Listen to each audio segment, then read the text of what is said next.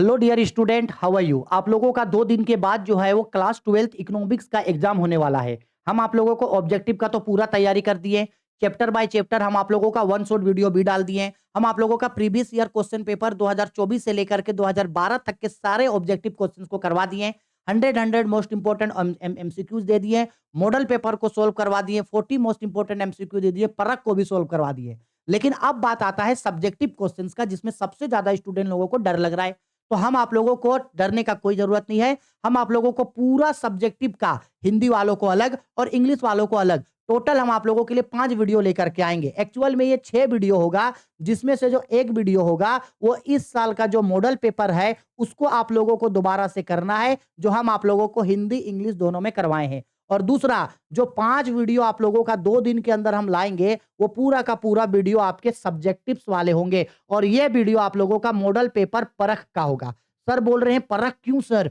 क्योंकि परख का एक एक क्वेश्चन हम सब्जेक्टिव में पढ़े हैं और आपके एग्जाम के पॉइंट ऑफ व्यू से बहुत बहुत बहुत ज्यादा इंपॉर्टेंट क्वेश्चन जो है वो परख में दिया है। और अगर आप मॉडल पेपर कर लेते हो, परख कर लेते हो, तो ऐसे ही आप लोगों का 120 से ज्यादा क्वेश्चंस तैयारी हो जाएगा। और हमको नहीं लगता है कि हम लोग का इतना फूटा किस्मत होगा कि 120 क्वेश्चन करके जाएंगे और एग्जाम में ना लड़े। अरे भाई, सब यहीं से लड़ जाएगा क्वेश्चन। इसलिए हम पे यकीन करो। जैसे हम बाकी सबको पढ़ाए हैं, हम आपको भी पढ़ा रहे हैं। जैसे बाकी सब पेपर सही जा रहा है, ये भी पेपर आप लोगों का सही जाएगा। हम सब्जेक्टिव का 5 वीडियो लेके आएंगे। 5 वीडियो, हिंदी के लिए अलग, इंग्लिश के लिए अलग, आपको पांचों वीडियो करना है। और ऑब्जेक्टिव के लिए फिर से एक बार मैराथन क्लास लेके आएंगे और एक ही बार में पूरा ऑब्जेक्टिव को हम लोग घसीट के खत्म कर देंगे, ताकि 10 वीडियो देखने का जरूरत ना पड़े। क्लियर है?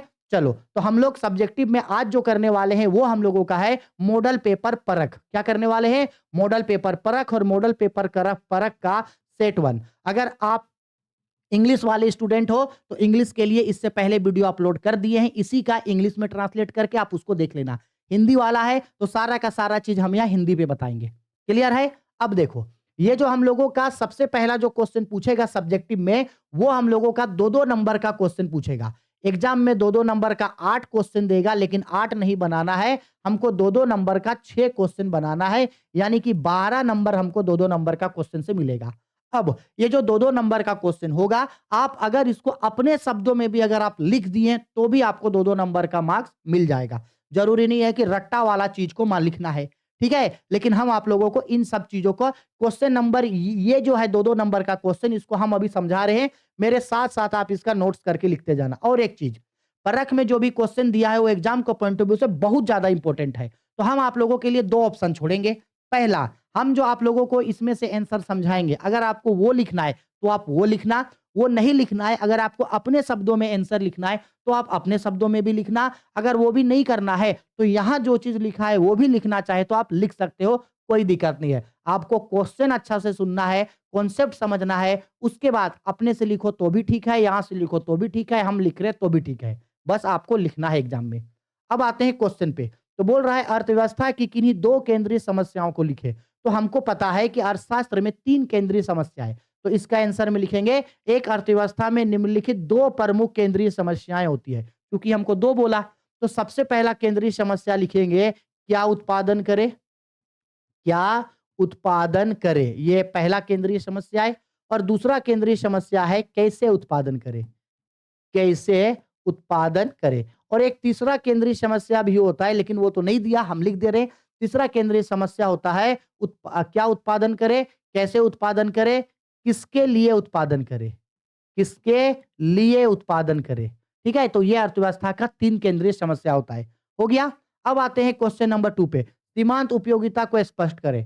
तो याद रखना, जब कभी भी किसी वस्तु के एक अतिरिक्त इकाई का उपभोग किया जाता है तो उससे जिस अतिरिक्त उपयोगिता की प्राप्ति होती है उसे ही सीमांत उपयोगिता कहा जाता है। सीमांत उपयोगिता कुल उपयोगिता में होने वाले परिवर्तन का माप है। ठीक है? और फॉर्मूला लिखना जरूर। सीमांत उपयोगिता यानी marginal utility is equal to marginal utility N is equal to total utility N minus total utility N minus 1, या marginal utility is equal to delta T U divided by delta Q. Formula जरूर लिखना, आपको पूरा का पूरा number exam में मिल जाएगा। Clear बात है? हो गया? ठीक है, चलो आगे। सीमांत उपयोगिता को हो गया ना ये। आगे कीमत रेखा क्या है? अब देखो, कीमत रेखा वो रेखा होती है जो ये बताती है कि बाजार में किसी वस्तु की कितनी मात्रा का क्रय करने के लिए हमको कितना रुपया लगाना होगा। जैसे अगर मेरे पास ये साइनोसॉफ्टेक का पेन है, इस पेन का कीमत आज बाजार में 4 रुपया है। तो अगर हम जो है अगर हम 8 पेन खरीदना चाहेंगे तो 8 पेन के लिए हमको कितना रुपया खर्चा करना पड़ेगा? तो 8 पेन खरीद रहे हैं, 4 रुपया करके कीमत है, यानी हमको 32 रुपया जो है वो खर्चा करना पड़ेगा। तो इसी को बोला जाता है कीमत रेखा, जो ये बताती है कि बाजार में अगर किसी वस्तु को खरीदना है तो उसके लिए हमको कितना रुपया चुकाना होगा। यही होता है कीमत रेखा। ठीक है? चलो आगे आते हैं क्वेश्चन नंबर 34। काला बाजारी का क्या अर्थ है? अब देखो काला बाजारी का मतलब सिंपल है कि जब कभी भी कोई भी उत्पादक या कोई भी विक्रेता अधिक लाभ कमाने के उद्देश्य से अपने वस्तुओं को जमा करके रख लेता है और इंतजार करता है कि तब तक बाजार में वो चीज कम ना हो जाए, और जैसे ही बाजार में उस चीज का कमी हो जाता है तो लोग डिमांड करने लगता है, और जब डिमांड करने लगता है तो वो ज्यादा लाभ कमाने के लिए उस समय वस्तु को बेचता है। तो इसे ही बोला जाता है काला बाजारी। या जब कभी भी कोई भी उत्पादक या विक्रेता जो वस्तुओं को बेचता है उसमें मिलावट करता है, जैसे सरसों का तेल में कुछ मिला के बेच दिए, जैसे दाल में ईंट कंकड़ पत्थर मिला के बेच दिए, इसके बाद चावल में सफेद पत्थर मिला करके बेच दिए।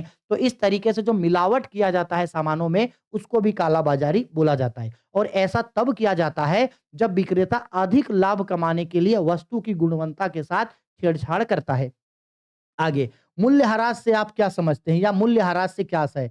मूल्यह्रास को बोला जाता है घिसावट। मूल्यह्रास को क्या बोला जाता है? घिसावट।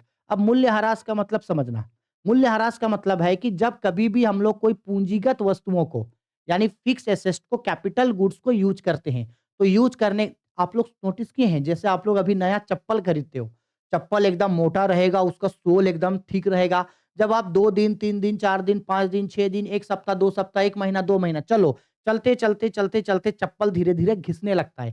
घिसते पूरा चप्पल खत्म हो जाता है। यानी जब उसको यूज़ कर रहे हैं तो वो घिस रहा है। घिसने की वजह से उसका दाम कम हो जा रहा है। आप अगर चप्पल खरीदो और 2 दिन पहन करके चप्पल बेचो तो उतना में नहीं बिकेगा। जैसे अगर हम ये मोबाइल फ़ोन खरीदे थे 20,000 में 3 साल पहले, अगर इस मोबाइल फ़ोन को हम अभी बेचना चाहेंगे तो इसका 3,000 हमको कोई नहीं देगा। इसका 3,000 हमको कोई नहीं देगा। तो इसी को हम लोग बोलते हैं आपका डेप्रिसिएशन, यानी उस सामान का कीमत घट जाता है। इसी को बोला जाता है मूल्यह्रास। मूल्यह्रास यानी मूल्य में कमी हो रहा है, यानी मूल्य में घिसावट के कारण उसका मूल्य गिर रहा है नीचे। ठीक है, आया समझ में? ठीक है, चलो आगे बढ़ते हैं नेक्स्ट। देखो 2-2 नंबर का क्वेश्चन, इजी क्वेश्चन एग्जाम में पूछेगा। अगर आप सुन करके थोड़ा भी याद रख सको तो आप एग्जाम में उसको लिख सकते हो। 2 नंबर का क्वेश्चन इतना इजी होता है। अब आते हैं बैंक दर किसे कहते हैं? तो याद रखना बैंक दर क्या होता है? बैंक दर वह दर होता है जिस दर पे किसी भी देश का केंद्रीय बैंक, जिस दर पे किसी भी देश का केंद्रीय बैंक अपने देश के व्यापारिक बैंकों को, अपने देश के व्यापारिक बैंकों को लोन देता है, यानी कि ऋण देता है। जैसे अगर हमारे देश का केंद्रीय बैंक है आरबीआई, तो आरबीआई हमारे देश में जितने भी बैंक्स हैं उन सबको जिस दर पे लोन देगा, जैसे स्टेट बैंक ऑफ इंडिया हो गया, बैंक ऑफ इंडिया हो गया, केनारा बैंक हो गया, पंजाब एंड नेशनल बैंक हो गया, और भी जितने प्रकार के बैंक हैं, इन बैंकों को लोन देगा और जितना परसेंट इंटरेस्ट इन लोग से काटेगा उसी को बोला जाता है बैंक दर। आरबीआई बोलेगा कि हम लोन देंगे लेकिन इतना परसेंट हम आप लोग से इंटरेस्ट काटेंगे, तो इसको बोला जाता है बैंक दर। आया समझ में मेरा बात? इसी को बोला जाता है बैंक दर। आगे आते हैं सीमांत उपभोग प्रवृत्ति। इसको हम आगे बताएंगे, अभी इसका एक फॉर्मूला होता है, हम आगे बताएंगे। अब आते हैं प्रगतिशील कर क्या है? तो प्रगतिशील का मतलब कर क्या होता है? प्रगतिशील कर ऐसे कर होता है जो आय के स्तर पर निर्भर करता है। यानी जब कभी भी किसी भी करदाता का आय बढ़ेगा तो उसका जो कर है यानी जो टैक्स है वो भी बढ़ेगा, और अगर आय घटेगा तो उसका टैक्स भी घटेगा। बेसिकली आय के बढ़ने पे ये कर बढ़ता रहता है। जैसे अगर सपोज कर लो कि हम 1 लाख कमाएँ, सपोज कर लो 1 लाख कमाएँ तो हम उसमें 10% टैक्स भरें, और मान लो कि अगर हम 2 लाख कमाएँ तो सपोज कर लो उसमें 15% टैक्स भरें, और अगर मान लो हम 3 लाख रुपया कमाएँ तो सपोज कर लो उसमें 18% टैक्स भरें, और अगर मान लो हम 5 लाख रुपया कमाएँ तो सपोज कर लो उसमें हम 20% टैक्स भरें। तो जैसे-जैसे आय बढ़ रहा है वैसे-वैसे टैक्स का दर भी बढ़ रहा है। इसी को हम लोग बोलते हैं प्रगतिशील कर। बोलो इजी था कि नहीं था 2-2 नंबर का क्वेश्चन? पहले कमेंट करके हमको बताओ, क्या एक भी क्वेश्चन ऐसा लगा जिसमें आप लोग को लग रहा है कि रट्टा मारने का जरूरत पड़ रहा है? नहीं, हर चीज को रट्टा मार के नहीं होगा। देखो इजी था कि नहीं था? बिल्कुल था। अब फिर भी अगर आप क्वेश्चन नंबर 31 से लेकर के 38 तक का अगर आपको आंसर चाहिए, तो इसका आंसर हम नीचे है, नीचे समझा दे रहे हैं। 31 से लेकर के 38 अर्थव्यवस्था की केंद्रीय समस्या वाला क्वेश्चन, इसके बाद सीमांत उपयोगिता क्या होता है वो क्वेश्चन, कीमत रेखा क्या होता है, कालाबाजारी किसे कहा जाता है, मूल्यह्रास क्या होता है, बैंक दर क्या होता है। इसके बाद आगे क्या था हम लोगों का? बैंक दर के बाद आगे था हम लोगों का, यहाँ देखो, सीमांत बचत प्रवृत्ति, जो बोले थे आगे समझाएंगे। इसका फॉर्मूला याद रखना, सीमांत बचत प्रवृत्ति बचत में परिवर्तन यानी कि डेल्टा एस तथा आय में परिवर्तन यानी कि डेल्टा वाई के अनुपातिक संबंध को व्यक्त करता है।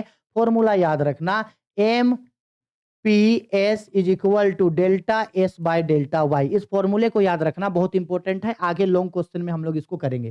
ठीक है, इसके बाद सबसे लास्ट, इसके बाद था हम लोगों का प्रगतिशील कर क्या होता है। ठीक, तो इस तरीके से हम लोगों का 2-2 नंबर का क्वेश्चन खत्म।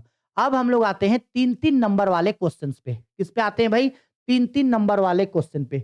एग्जाम में 3-3 नंबर का जो क्वेश्चन होगा वो भी 8 गो देगा, लेकिन 8 गो नहीं बनाना है। 3-3 नंबर का हम लोगों को 6 क्वेश्चन बनाना है, यानी कि 18 नंबर हम लोगों को मिलेगा। ठीक, 8 में से जो 2 क्वेश्चन आप नहीं बनाओगे उस क्वेश्चन को आप क्रॉस करके काट देना। अब आते हैं हम लोग पहला क्वेश्चन पे, उत्पादन संभावना वक्र से आप क्या समझते हैं? बहुत इंपॉर्टेंट क्वेश्चन है। चलो इसका आंसर करते हैं। 39 नंबर का उत्पादन संभावना वक्र क्या है? ये रहा 39 का आंसर। ठीक है, ये रहा 39 का आंसर। चलो, उत्पादन संभावना वक्र के बारे में पूछा था ना। देखो, उत्पादन संभावना वक्र वह वक्र होता है जो दो वस्तुओं के विभिन्न वैकल्पिक उत्पादन की संभावनाओं या संयोग को दिखलाता है, जिन्हें दिए हुए साधनों तथा उत्पादन की तकनीकों द्वारा उत्पादित किया जाता है। यानी ऐसे समझो, अगर ये एक उत्पादक है, ये दो वस्तुओं का उत्पादन कर रहा है, वस्तु ए और वस्तु बी, तो अगर उसके पास साधन सीमित है, मतलब उसके पास काम करने वाला श्रमिक सीमित है, उसके पास पूंजी का मात्रा सीमित है, उसके पास मशीन सीमित है, और अगर मान लो सीमित साधन से दो वस्तु ए और बी का उत्पादन कर रहा है, तो जैसे जैसे ये उत्पादन संभावना वक्र उत्पादन की संभावनाओं को बताएगा कि वस्तु ए का कितना उत्पादन कर सकते हैं, वस्तु बी का कितना उत्पादन कर सकते हैं, और जैसे जैसे एक वस्तु का उत्पादन बढ़ते जाएगा वैसे वैसे दूसरा वस्तु का उत्पादन घटते जाएगा। इसी को उत्पादन संभावना वक्र कहा जाता है। क्लियर बात है मेरा? अब ये जो उत्पादन संभावना वक्र है, इसका ड्राइंग आप चाहें तो आप इस तरीके से भी बना के दिखा सकते हो, या इसको आप ऐसे भी दिखा सकते हो। बस इतना याद रखना, उत्पादन संभावना वक्र मूल बिंदु की ओर नतोदर होता है, इसको याद रखना। यहां से एग्जाम में क्वेश्चन पूछेगा, उत्पादन संभावना वक्र मूल बिंदु की ओर नतोदर होता है। नतोदर का मतलब होता है अवतल। नतोदर का मतलब क्या होता है? अवतल, यानी कि कॉनकैव होता है। ये मोस्ट इंपोर्टेंट है। ठीक है, चलो 39 हो गया। अब आते हैं क्वेश्चन नंबर 40 पे। तो एक बार देखते हैं 40 पे क्या क्वेश्चन पूछा था। 40 में क्वेश्चन पूछा था, बहुत इंपॉर्टेंट क्वेश्चन है ये, मांग के नियम से आप क्या समझते हैं स्पष्ट करें। बहुत इंपॉर्टेंट क्वेश्चन, हमको लग रहा है मांग का नियम इस बार एग्जाम में देगा। बहुत इंपॉर्टेंट क्वेश्चन है मांग का नियम। अब ध्यान से सुनो, मांग का नियम क्या बताता है। देखो, अन्य बातें समान रहने पर मांग का नियम हमको यह बताता है कि जब कभी भी किसी भी वस्तु का कीमत बढ़ता है तो उसका मांग घटता है, और जब वस्तु का कीमत घटता है तो उसका मांग घट बढ़ता है। यानी मांग का नियम वस्तु की कीमत और मांगी जाने वाली मात्रा के बीच ऋणात्मक संबंध को बताता है, मतलब उल्टा संबंध को बताता है। जब कभी भी किसी भी वस्तु का, याद रखना, कीमत अगर बढ़ता है तो उस वस्तु का मांग घट जाता है, और अगर वस्तु का कीमत घट जाता है तो उसका मांग बढ़ जाता है। यानी मांग और कीमत के बीच ऋणात्मक संबंध बताता है, जिसको हम लोग मांग का नियम बोलते हैं। और मांग का नियम को ग्राफ में जरूर दिखाना बहुत इंपॉर्टेंट है, और ग्राफ इसका बहुत सिंपल है। एक बढ़ेगा तो एक घटेगा, एक बढ़ेगा तो एक घटेगा। इसके बाद इस तरीके से इसको मिला देना। यह होता है हम लोगों का मांग का नियम। क्लियर बात है? ये डी और डी, ये होता है मांग का नियम हम लोग का, बहुत इंपॉर्टेंट है। ठीक है, अब वही बोला, मांग का नियम यह बताता है कि अन्य बातें समान रहने पर किसी वस्तु की कीमत में कमी से उसकी मांग बढ़ जाती है, और इसके उल्टा वस्तु की कीमत में वृद्धि होती है तो वस्तु की मांग की मात्रा घट जाती है। अब मांग का नियम की मान्यता, यानी मांग का नियम जो लागू होगा वो कब-कब लागू होगा उसका मान्यता। तो सबसे पहले मांग का नियम लागू तब होगा जब वस्तु की कीमत स्थिर रहे, दूसरा उपभोक्ता का आय में कोई परिवर्तन ना हो और उपभोक्ता की आय, रुचि, फैशन में कोई परिवर्तन ना हो, तभी जाके मेरा मांग का नियम लागू होगा। बहुत, बहुत, बहुत इंपॉर्टेंट क्वेश्चन है ये, ठीक है? और इसी तरीके से अगर ये तो सेट 1 समझा रहे हैं, अगर आप लोगों को बाकी सेट्स का भी वीडियो चाहिए होगा तो नीचे कमेंट करके बताना। कमेंट करके बताओगे तो ही हम नेक्स्ट सब्जेक्टिव का वीडियो लाएँगे और अगर आपको लगता है कि आपका सब्जेक्टिव हो गया तो बोलना, सिर्फ इंग्लिश वालों को हम सब्जेक्टिव पढ़ा देंगे, ठीक है? तो जैसा होगा आप लोग हमको नीचे कमेंट करके बता देना। अब आते हैं क्वेश्चन नंबर हम लोग 41 पे, ठीक है? 41 भी काफ़ी ज़्यादा इंपॉर्टेंट क्वेश्चन है। बोल रहा है अल्पकालीन सीमांत लागत वक्र यानी मार्जिनल कॉस्ट कर्व जो होता है वो यू आकार का हम लोगों का क्यों होता है? ठीक है? मोस्ट इंपोर्टेंट, बहुत इंपोर्टेंट क्वेश्चन है ये भी। तो चलो भाई, यू आकार का क्यों होता है देखते हैं। चलो सुनो, यू आकार का होने का उसका कारण सुनो। ये देखो, यू आकार का मतलब इस तरीके से, ठीक है? Marginal cost. देखो, परिवर्तनशील अनुपात का नियम लागू होने के कारण अल्पकाल में, याद रखना, परिवर्तनशील अनुपात का नियम लागू होता है अल्पकाल में। यही कारण है कि सीमांत लागत वक्र जो होता है वो यू आकार का हो जाता है। जैसे अल्पकालीन सीमांत लागत की रेखा दिए गए कारक मूल्य के साथ प्रारंभिक में गिरता है। स्टार्टिंग में ये गिरता है, फिर स्थिर रहता है, फिर बढ़ता है। स्टार्टिंग में ये गिरता है, स्टार्टिंग में ये गिरता है, फिर स्थिर रहता है, फिर बढ़ता है। इसलिए हम लोगों का जो है ये सीमांत लागत वक्र अल्पकाल में यू आकार का हो जाता है। क्लियर बात है? आ गया समझ में? ठीक है, याद रखना, परिवर्तनशील अनुपात का नियम लागू होता है, इसलिए शुरू में लागत घटता है, फिर स्थिर रहता है, फिर बढ़ता है, इसलिए ये यू आकार का हो जाता है। अब आते हैं क्वेश्चन नंबर 42 पे। हर एक क्वेश्चन को इतना ईज़ी तरीके से समझा देंगे कि भाई आप नहीं भूलोगे एग्ज़ाम तक। 42 नंबर, पूर्ण प्रतियोगिता में कीमत रेखा की क्या प्रकृति होती है? आपको बस डिज़ाइन पूछ रहा है। तो हमको पता है ना, पूर्ण प्रतियोगिता बाज़ार में क्या होता है? ये हम लोगों का माँग रेखा है, ये पूर्ति रेखा है, यहाँ कीमत तय हुआ। ये होता है हम लोगों का उद्योग, जो कीमत तय किया। अब यहाँ जो कीमत तय हुआ, ये डिमांड है और ये सप्लाई है, पूर्ति। यहाँ कीमत तय हुआ तो ये जो कीमत तय करेगा, इसी तय कीमत को स्वीकार कर लेगा। यही इसी तय कीमत को यही तय कीमत को स्वीकार कर लेगा कौन?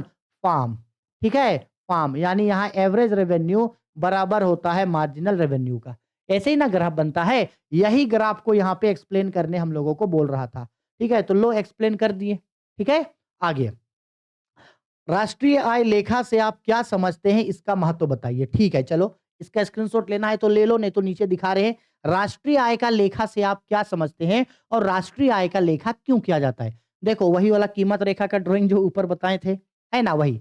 चलो, राष्ट्रीय आय का लेखांकन क्यों किया जाता है? पहले ये समझो कि राष्ट्रीय आय का लेखांकन करने का पीछे उद्देश्य क्या है?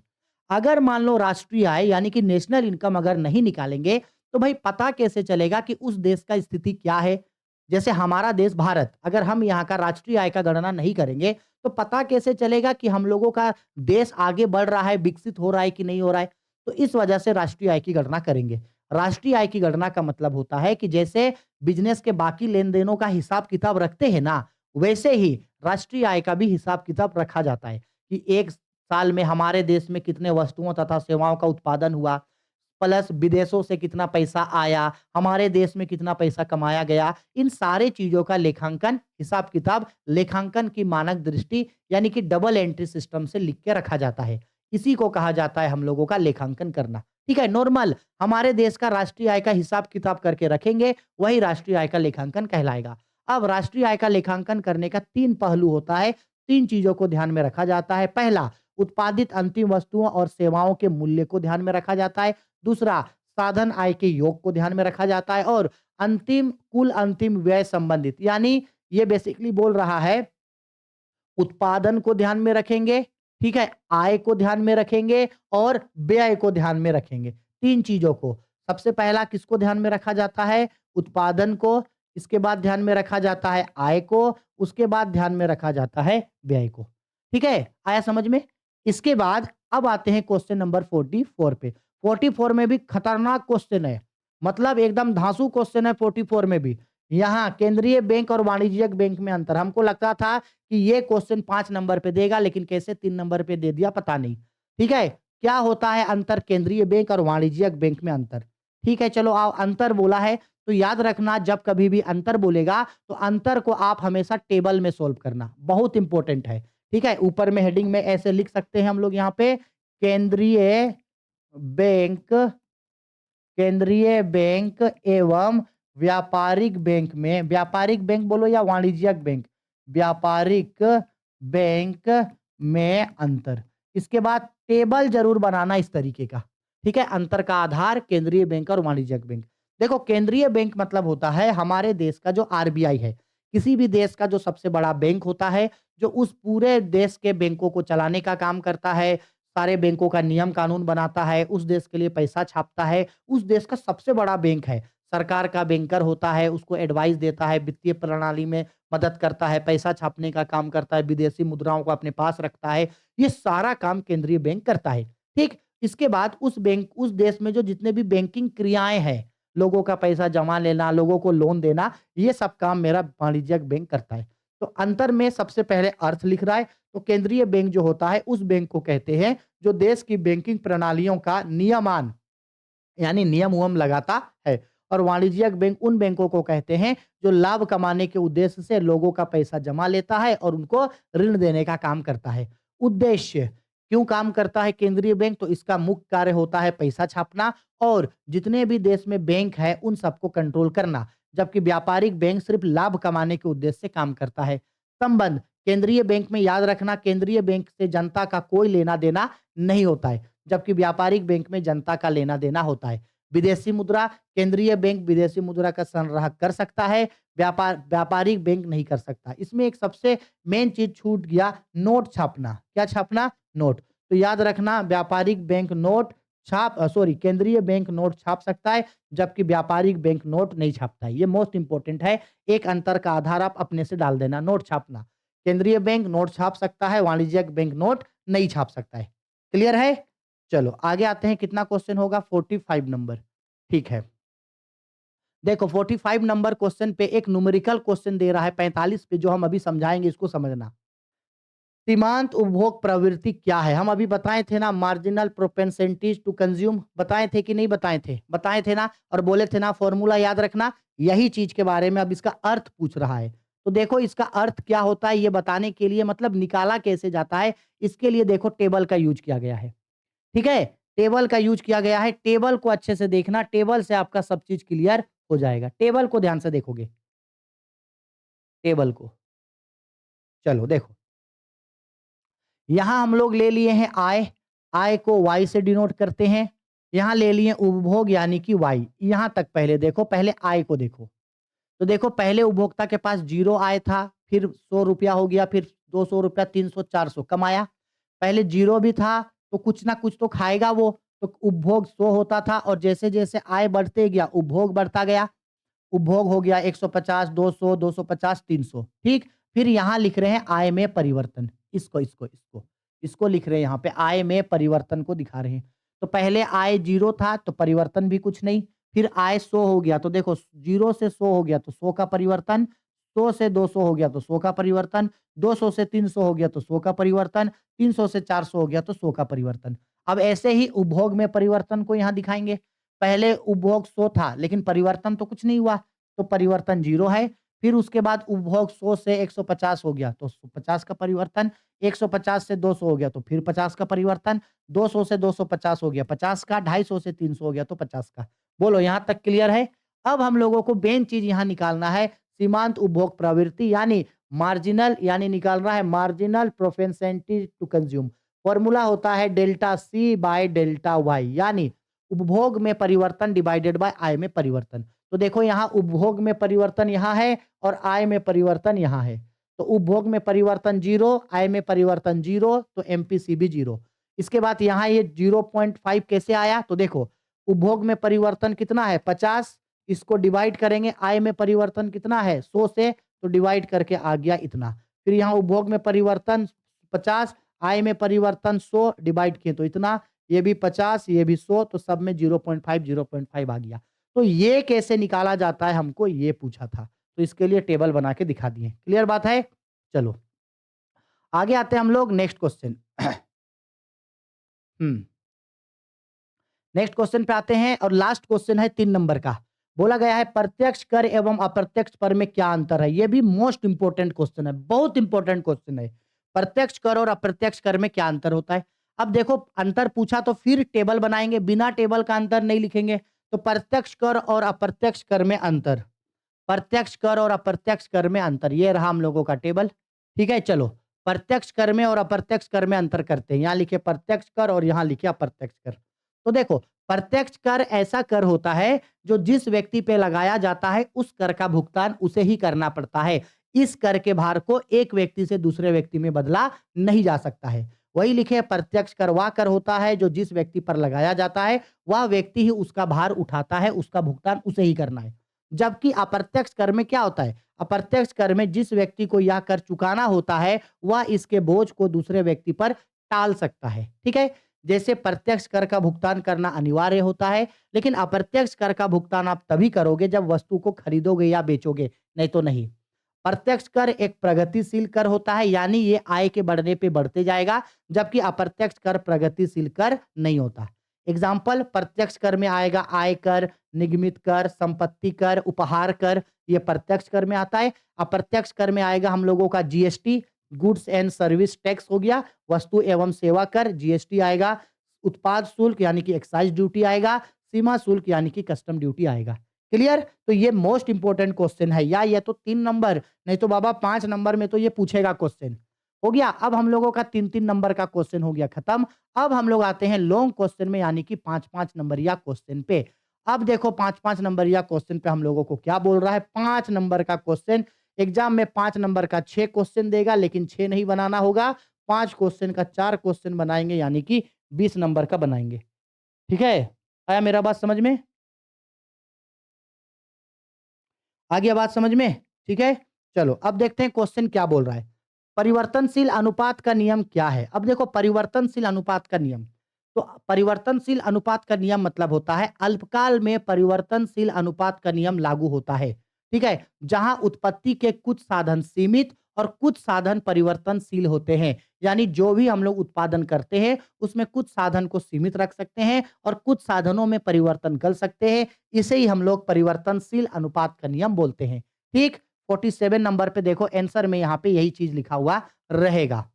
47 नंबर, ये रहा 47 नंबर। देखो बोला गया है अन्य बातें समान रहने पर परिवर्तनशील अनुपात का नियम यह बताता है कि अन्य साधनों को स्थिर रखकर एक साधन में निरंतर वृद्धि की जाती है तो उत्पादन की एक सीमा तक बढ़ने के पश्चात घटने लगती है। यह अल्पकालीन उत्पादन फलन से संबंधित होता है। अल्पकालीन उत्पादन फलन ये बताता है कि हम लोग अल्पकाल में जब उत्पादन करेंगे तो उत्पादन के एक या कुछ साधन को स्थिर और बाकी साधनों को हम लोग परिवर्तनशील कर सकते हैं, जिसके वजह से क्या होगा, शुरू में उत्पादन बढ़ता है, फिर घट के नेगेटिव भी उत्पादन हो सकता है। ठीक है, इसी चीज को इसी को परिवर्तनशील नियम बोला जाता है। मोस्ट इंपोर्टेंट क्वेश्चन, पैमाने के प्रतिफल का नियम नहीं पूछा, परिवर्तनशील अनुपात का नियम पूछा, बता दिए। अब देखो परिवर्तनशील अनुपात का नियम कब लागू होता है, इसका मान्यता क्या है? तो ये तब लागू होगा जब जब उत्पत्ति के अन्य साधन स्थिर तथा एक परिवर्तनशील हो। उत्पत्ति का बाकी साधन स्थिर और एक साधन को परिवर्तनशील कर रहे हैं। परिवर्तनशील साधन की समस्त इकाइयां समरूप होनी चाहिए, स्थिर साधन अविभाज्य होना चाहिए और तकनीकी स्तर में कोई भी परिवर्तन नहीं होना चाहिए। अब देखो इसी चीज को यहाँ पे ग्राफ से समझाया। 3 स्थिति हो सकता है, एक स्थिति में उत्पादन बढ़ेगा, एक स्थिति तक उत्पादन बढ़ेगा, दूसरा स्थिति में उत्पादन घटना स्टार्ट करेगा और तीसरा स्थिति में नेगेटिव भी वो हो सकता है। ठीक है, यही 3 सिचुएशन मेरा होता है। ये देखो टोटल प्रोडक्शन ऊपर होगा, मार्जिनल प्रोडक्शन 0 हो जाएगा। इस तरीके से रिलेशन ये दिखा रहा है।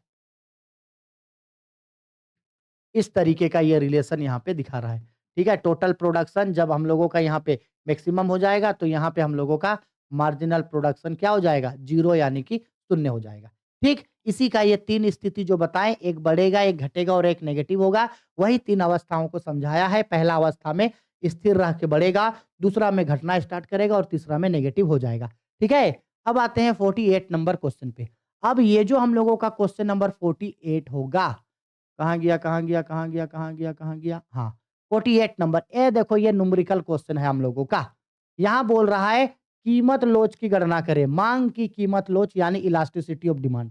ठीक है, तो बताओ इलास्टिसिटी ऑफ डिमांड का फॉर्मूला क्या होता है? Elasticity of demand is equal to triangle Q by Q into P by triangle P होता है ना? तो यहाँ लिखा है वस्तु की कीमत यानी कि ये P है और वस्तु की माँग यानी कि ये क्वांटिटी है। ये हम लोगों का P है, ये P1 है, ये Q है और ये Q1 है। ठीक है, चलो। तो सबसे पहले हम लोग ट्रायंगल Q निकालेंगे। तो बताओ यहाँ पे ट्रायंगल Q का मतलब क्या होता है? ट्रायंगल Q का मतलब होता है कि ये माँग में कितना परिवर्तन आया। तो पहले माँग 32 था, अब 42 हो गया, तो 10 का परिवर्तन आया, 10 का। और Q का मतलब होता है कि पहले कितना माँग था, तो पहले 32 था, तो ये 32 है। इसके बाद निकालते हैं चलो ट्रायंगल P।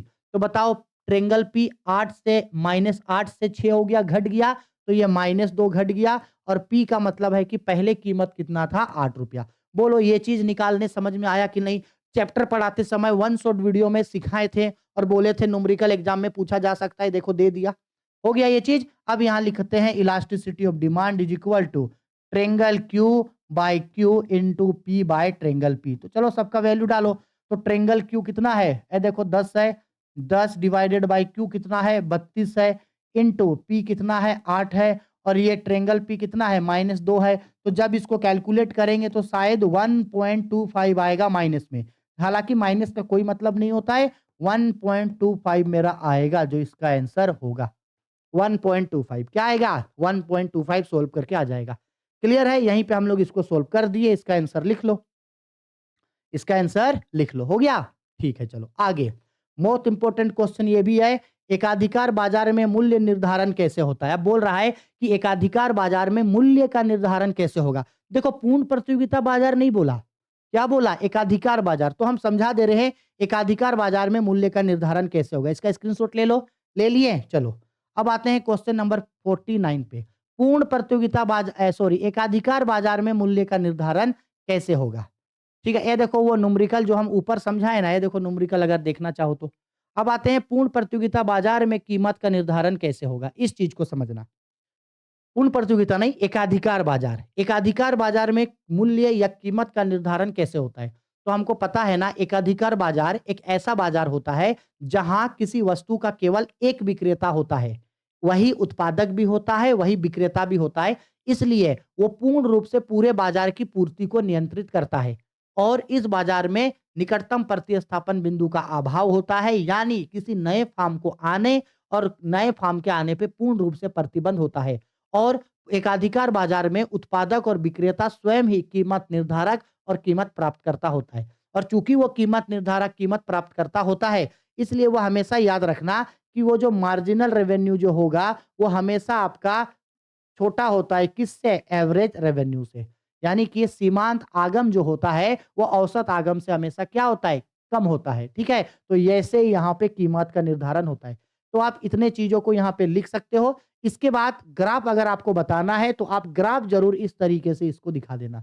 ठीक है, इस तरीके से आप इसका ग्राफ दिखा सकते हो, इस तरीके से। ये हो गया हम लोगों का मार्जिनल रेवेन्यू और ये हो गया एवरेज रेवेन्यू। ऐसे इसका कीमत का निर्धारण होता है। ठीक है, मोस्ट इंपोर्टेंट क्वेश्चन है। हो गया जी? ठीक है, चलो। अब आते हैं आगे क्वेश्चन नंबर 50 पे। क्वेश्चन नंबर 50 तो और बवाल क्वेश्चन है और धांसू क्वेश्चन है ना? क्वेश्चन नंबर 50 तो और बवाल क्वेश्चन है और धांसू क्वेश्चन है। क्या है क्वेश्चन नंबर 50? जल्दी आओ। हाँ, ये रहा क्वेश्चन नंबर 50 और मोस्ट इंपोर्टेंट क्वेश्चन है। बोल रहा है केंद्रीय बैंक क्या है? केंद्रीय बैंक के कार्यों का वर्णन करें। तो केंद्रीय बैंक का मतलब हम अभी स्टार्टिंग में समझाए थे। केंद्रीय बैंक के काम भी समझाए थे। केंद्रीय बैंक मतलब क्या? तो किसी भी देश में जितने भी बैंक्स हैं उन सारे बैंकों का बैंक होता है, सबसे शिखरतम बैंक होता है। और ये सारे बैंकों को कंट्रोल करने और निर्गमित करने और नियम कानून बनाने का काम करता है। और भारत का केंद्रीय बैंक कौन है? भारत का केंद्रीय बैंक है आरबीआई, जिसका गठन 1935 को हुआ था। यानी आरबीआई 1935 को बना था। अब अगर केंद्रीय बैंक का कार्य पूछा तो कार्य में आप लिख सकते हो, सबसे पहला ये बैंकों का बैंक है। सबसे पहला ये क्या है? बैंकों का बैंक है। बैंकों का बैंक है। इसके बाद दूसरा सरकार का सलाहकार ऋणदाता है। ठीक है, इस सरकार का सलाहकार और एजेंट है, अंतिम ऋणदाता है। देखो हम पॉइंट बता रहे हैं, कॉपी पेन लेके लिखो। सबसे पहला बैंकों का बैंक है, यानी जितने भी बैंक हैं उन सारे बैंकों को कंट्रोल करने का काम आरबीआई करेगा। दूसरा, सरकार का बैंकर, सरकार का वित्तीय सलाहकार और एजेंट है, सरकार को वित्तीय सलाह देना है, सरकार के लिए काम करता है ये।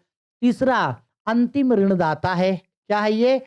अंतिम ऋणदाता है। यानी जब इसको कहीं से लोगों को कहीं से भी किसी भी बैंकों को लोन नहीं मिलेगा, सरकार को लोन नहीं मिलेगा, तो वो आरबीआई के पास भाग के आएगा, अंतिम ऋणदाता है। चौथा, बैंकों का नियमन करता है, बैंकों का नियम कानून बनाता है, नोट छापता है। बाप रे, कैसे भूल गए इसको? नोट निर्गमन करता है, नोट छापने का काम करता है। ठीक है, इसके बाद समाशोधन गृह का कार्य करता है, हमारे देश में वित्तीय स्थिति को नियंत्रण करता है। इसके बाद समाशोधन गृह बोले, ठीक है, समाशोधन गृह का कार्य करता है ये। इसके बाद क्या करता है? इसके बाद ये आपका ये विदेशी मुद्रा का संग्राहक होता है, कस्टोडियन होता है, विदेशी मुद्राओं का संग्राहक होता है ये, संग्राहक होता है, कस्टोडियन होता है ये। तो ये 6 पॉइंट तो ऐसे ही लिख दिए हम लोग। ठीक है, तो 6 पॉइंट को लिख के थोड़ा-थोड़ा डील करना, हो गया भाई 5 में 5 नंबर आपको मिल जाएगा। और हमको काहे लग रहा है ये क्वेश्चन बहुत ज्यादा इंपॉर्टेंट है। ठीक है, अच्छा से इसका स्क्रीनशॉट ले लो और लिख लेना। क्लियर है? हो गया? आगे बढ़े? चलो आगे बढ़ते हम लोग नेक्स्ट क्वेश्चन पे। यहाँ एक न्यूमेरिकल क्वेश्चन पूछ रहा है, इसको हम लोग न्यूमेरिकल करेंगे। इससे पहले हम लोग चलो थोड़ा सा देखते हैं संतुलित बजट, आधिक्य बजट और घाटे का बजट क्या होता है। तो पहले संतुलित बजट का मतलब समझो। अच्छा, बजट क्या होता है? देखो बजट का वाला क्वेश्चन एग्जाम में देगा, 100% श्योर। बजट का क्वेश्चन एग्जाम में देगा, 100% श्योर है। ठीक है, अब हम लोग ये करते हैं कि संतुलित बजट क्या होता है। तो संतुलित बजट का मतलब होता है जब सरकार का राजस्व यानी सरकार की प्राप्तियां और सरकार के भुगतान दोनों बराबर हो, सरकार की आय और सरकार का व्यय दोनों बराबर है, तो ये मेरा होता है संतुलित बजट। यानी सरकार की प्राप्ति और सरकार का व्यय दोनों बराबर है, तो ये होता है संतुलित बजट। आधिक्य बजट का मतलब होता है सरकार का आय सरकार का व्यय से ज्यादा है। संतुलित बजट मतलब क्या बोले? सरकार का आय और सरकार का व्यय बराबर है। आधिक्य बजट मतलब सरकार का आय ज्यादा है, उसका व्यय कम है। और घाटे का बजट का मतलब हो गया कि सरकार का व्यय ज्यादा है जबकि सरकार का आय कम है। क्लियर चीज है? यही 3 चीज होता है। और एक चीज और समझा दे रहे हैं, कोई भी जो विकासशील देश होता है उसके लिए घाटे का बजट सही होता है। कौन से देशों के लिए? विकास विकास अरे भाई, कौन से देशों के लिए बोल रहे हैं? विकास ओहो विकासशील, जितने भी विकासशील देश हैं उसके लिए घाटे का बजट होता है। और याद रखना, भारत का बजट भी घाटे का बजट होता है। हमारे देश भारत का बजट भी कौन सा बजट होता है? घाटे का बजट होता है। ठीक है, आया समझ में? अब चलो हम लोग इसका न्यूमेरिकल करेंगे। हो गया ना? देखो न्यूमेरिकल में क्या बोला था? न्यूमेरिकल में बोला था कि डेल्टा वाई हम लोगों का 1600 है, डेल्टा आई हम लोगों का 400 है और उपभोग प्रवृत्ति एमपीएस निकालने बोला। ठीक है, निकालेंगे एमपीएस। ठीक है, इसको जरूर सोल्व करना, ये हमारे एग्जाम को पॉइंट ऑफ व्यू से बहुत ज्यादा इंपॉर्टेंट है। बहुत बहुत बहुत ज्यादा इंपॉर्टेंट है, इस क्वेश्चन को करोगे। ठीक है, चलो इसका डायरेक्ट हम आप लोगों को न्यूमेरिकल दिखा दे रहे हैं ताकि वहीं पे सोल्यूशन रहेगा, तो हम समझा देंगे अच्छा से। ये देखो वो जो बजट वाला समझा रहे थे आप लोगों को अभी।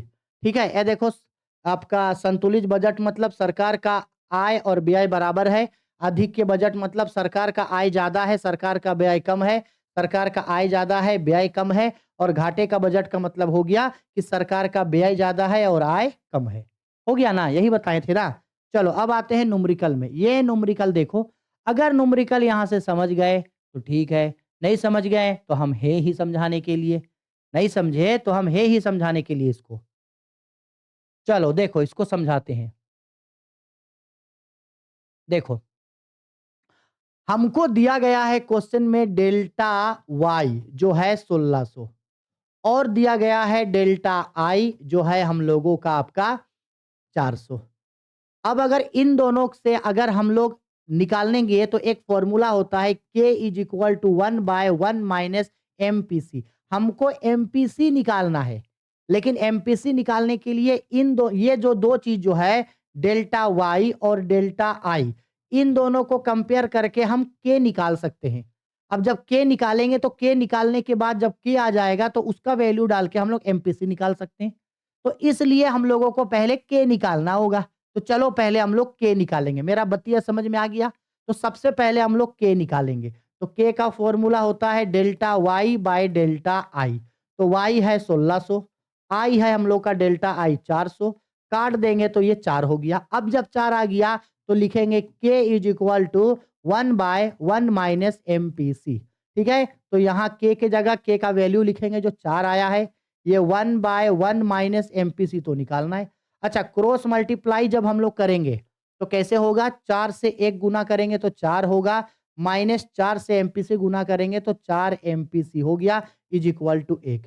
ऐसा कर सकते हैं, -4 एमपीसी को यहीं छोड़ दो, ये हम लोगों का 1 है, 4 को इधर लाएंगे तो -4 हो गया, यानी ये -4 एमपीसी इज इक्वल टू घट जाएगा तो -3 होगा, -3 उड़ जाएगा, यानी एमपीसी बराबर ये ऑलरेडी 3 है, ये इधर में मल्टीप्लाई में है, इधर में भेजेंगे तो 4 हो जाएगा, यानी कि मेरा एमपीसी बराबर हो जाएगा, डिवाइड करेंगे तो 0.75, और ये हो गया हम लोगों का आंसर। अरे बाप रे! इधर साइड से तो उड़ गया पूरा, है ना? ये देखो, साइड से उड़ गया पूरा। इस तरीके से इसको हम लोग निकाल लेंगे। आया बात समझ में मेरा? तो इस तरीके से ये बहुत न्यूमेरिकल, बहुत इंपॉर्टेंट न्यूमेरिकल है। हमको काहे अंदर से लग रहा है कि इस टाइप का न्यूमेरिकल हो सकता है आप लोगों को एग्ज़ाम में दे दे। दे देगा तो अच्छा से कर लेना, ठीक है? तो इस तरीके से हम लोग जो है वो सेट 1 कर लिए। बहुत इंपॉर्टेंट क्वेश्चन था सेट 1 का, इसीलिए हम लोग सेट 1 को किए, क्योंकि ये एग्ज़ाम के पॉइंट ऑफ व्यू से बहुत इंपॉर्टेंट है सेट, ठीक? ऐसे ही अगर आप बाकी का जो 4 सेट है, अगर आप उसका भी वीडियो चाहते हैं कि हम अच्छा से एक्सप्लेन कर दें सब चीज़ को, तो आप नीचे कमेंट करना। कमेंट अगर आएगा तो हम पढ़ाएँगे, अगर कमेंट नहीं आएगा तो हम समझ जाएँगे कि आप लोगों को इकोनॉमिक्स में सब्जेक्टिव में कोई दिक्कत नहीं है। तो सब्जेक्टिव नहीं पढ़ा के बाकी सब्जेक्ट्स पढ़ाएँगे या ऑब्जेक्टिव पढ़ाएँगे।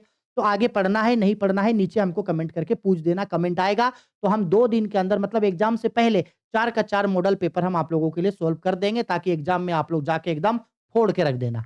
ठीक है? जो होगा हमको कमेंट करके नीचे बता देना। ठीक है? Bye, take care.